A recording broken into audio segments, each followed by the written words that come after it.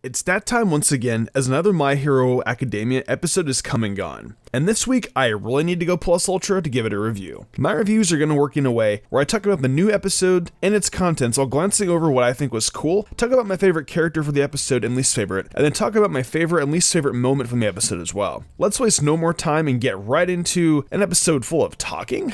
So in this episode, things are all about setting the stage for how the next several episodes will go, as Sir Night-Eye has called on a conglomerate of several pro-heroes and agencies to join him in discussing what will be done about Overhaul. He has pulled together an amalgamation of characters from this series, including about a dozen or more of those we haven't even met yet. Things open up with Deku, Kirishima, Froppy, and Uraraka, realizing they're all heading to the same place for some sort of meeting, and decide to head there together. While heading to this meeting, they come across a couple of local pro-heroes who offer to walk to the station with them, and eventually they arrive at the meeting site. Immediately, the viewer sees Gran Torino, Eraserhead, Ryuke, and Fat Gum, but we're quickly bombarded with several new heroes that Deku goes over. Once everyone had gathered together at a setup of table, a presentation begins to show off what Night-Eye knows about Overhaul and his group, and soon into that presentation, we are introduced to definitely one of the weirdest heroes so far in the series, Centipeter. He seems to be dressed like some sort of butler, and his head is a coiled centipede with a weird voice. I was definitely incredibly confused when introduced to him, but he is good enough to be a sidekick to Sir Night-Eye, so he must have an interesting quirk that we'll find out about in the future. Apparently within the last year, Overhaul has increased contact with outside groups with the attempt to expand their horizon.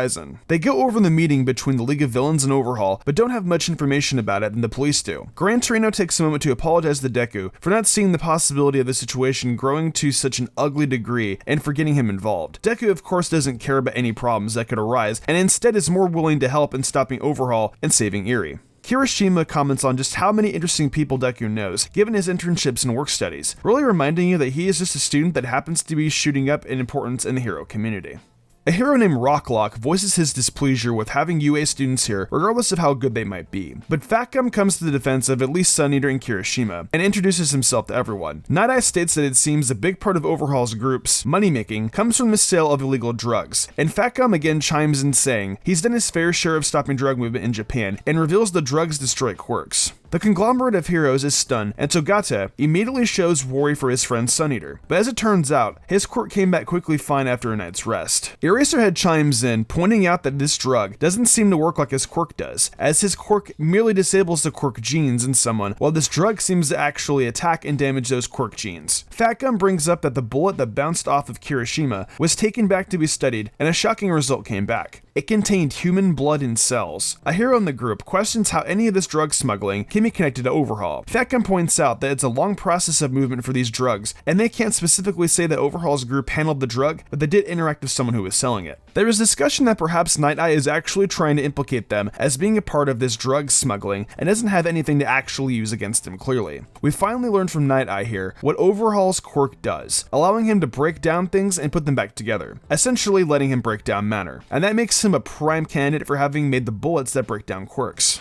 Deku and Togata both are struck hard by these words, thinking immediately of Eri and the fact that they let her go back with Overhaul. Night-Eye speculates that because there is no record of Eri's birth and that she was covered in bandages, that Overhaul is using Eri's body to create bullets. It's possible that a perfected drug could entirely destroy someone's quirk, and the ramifications from that can be world-shaking. Rockloff scoffs at the fact that Deku and Togata allowed Overhaul to leave with Eri, and calls them amateurs, though Night-Eye comes to their defense, taking responsibility for them not saving her right then and there. Night-Eye establishes the plan to save Eri and shut down Overhaul, saying that they'll need to be stationed across Japan to keep an eye out for them. This is where the many local heroes come in, as they are already patrolling areas that Overhaul's groups are said to be in. This whole planning stage serves as a grim reminder of All Might no longer being able to provide his brand of justice, and thus Night-Eye must lead a very carefully built plan to actually save Eri, that involves stationing people around the entire country. Eraserhead inquires about Night-Eye just using his quirk to look forward into the future of the people in this room, but he admits it has limitations like a time limit in between usage, and also a fear of seeing the deaths of others in their future that he cannot prevent. Deku and the other students are gathered at a table after the meeting talking about Eri and the efforts that will be made to save her. They're interrupted by Eraserhead, who says that before the students got involved in this situation, he was going to recommend the work studies be cancelled due to the League of Villains being involved. However, he decided there was no point, especially because Deku has yet to earn his trust back. Since that is the case, Eraserhead decided he would let Deku stick with this, so he didn't run off on his own and try to do something. It's a really wholesome moment where Eraser calls Deku a problem child, but lets him know that he'll be backing him up in this battle. Just because Deku didn't help Eri this time doesn't mean he didn't give her hope. Tagata and Deku agree that no matter what, the next time they come across Eri, they'll help her. A quick scene plays out where Gran Torino admits that he recommended Night Eye the Deku to try and help bring him back together with All Might. He asks for Night Eye's honest opinion on Deku, and he says that All Might and he are extremely alike, especially in the madness they have deeply within.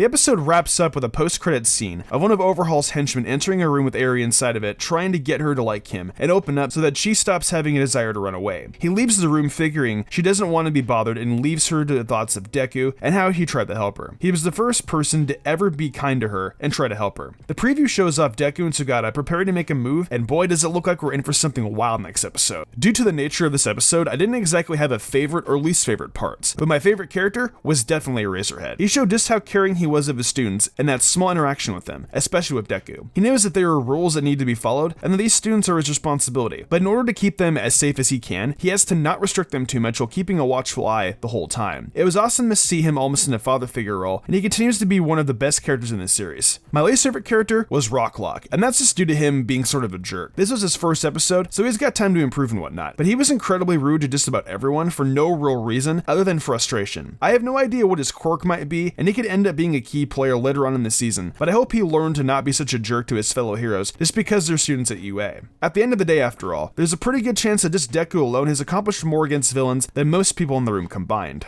That's going to do it for my review of My Hero Academia Season 4 episode An Unpleasant Talk. If you guys enjoyed this one, let me know in the comments below and subscribe to Mystic Sage with notifications on so you don't miss my review of the 4th season's next great episode. I've got a lot of great videos about My Hero Academia already on the channel and about plenty of other anime as well with more to come. I hope you guys have been enjoying these reviews and the show so far as well. And I'll be back at it with another review real soon.